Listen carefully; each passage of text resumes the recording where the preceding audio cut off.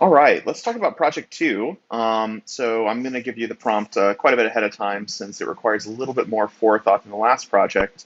Whereas the last project, project one, was really about just shooting photos and getting used to being with our camera and using our camera. Project two is really, really heavy on technique and on sort of building a photograph.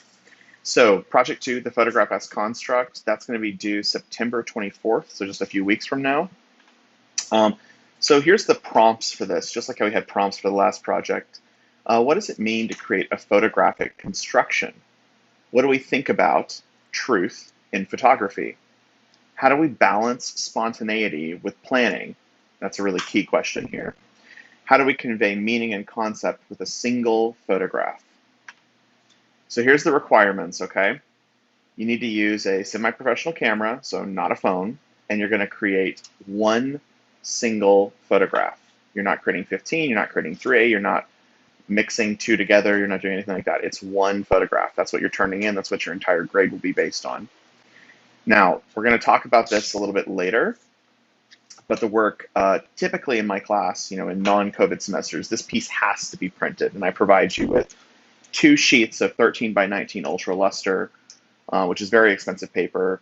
And you have those 2 sheets to print your one photograph. So you have one kind of sheet that you can fail on, and then one that you have to get it right. So we're still going to try and print it, especially if you're living on campus or near campus, like in Jonesboro. You're welcome to print it, and I'll walk you through what that process looks like.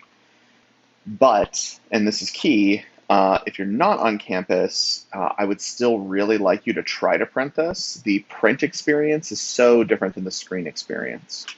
I'm going to give you some online resources to find printers and order cheap prints. Now, it's not going to be as cheap as this, which would be technically free or paid for by your student fees.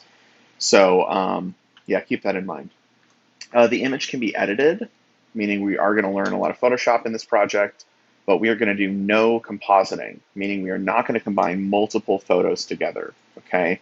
No overlays, no collage, nothing like that. We'll be doing that in future projects, but I just want to be clear, no compositing. It's a single photograph. You can edit it, but no compositing.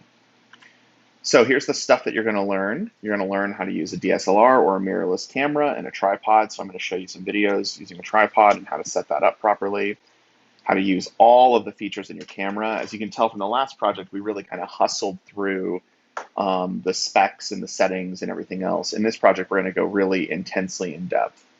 You're going to learn how to use the lighting studio on campus and also how to use practical lights in your home. So I'm going to kind of do like a how to use lights if you only have a lamp and how to arrange a lamp to get an interesting effect.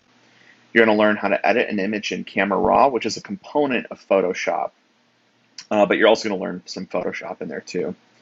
And then you're going to learn how to prepare an image for printing and how to do color matching, which is a very complex process that it's pretty intimidating to people, but basically printing and getting your print to match what you see on your screen. So oftentimes whenever you print, it'll look dramatically different than what you have on your computer screen, and there's various reasons for that, and we're going to go over how to do that.